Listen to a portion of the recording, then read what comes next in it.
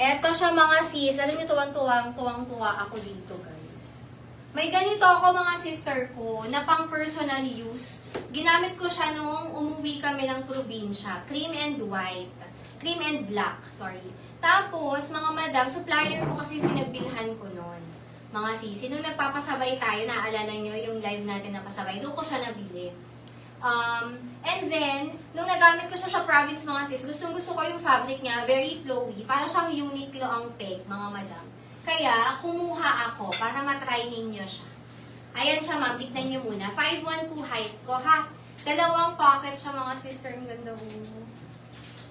Very nice. Actually, 1 to 2 packets to eh. Yung isa, minsan dalawa. Locally made. Ma'am, ito ay may zipper sa likuran. Zipper closure po yan sa likod, madam ko. The fabric is natural linen. Natural linen, mga sister ko. Ayan siya. Kung sa bust naman, mga madam, napacheck ako bust neto.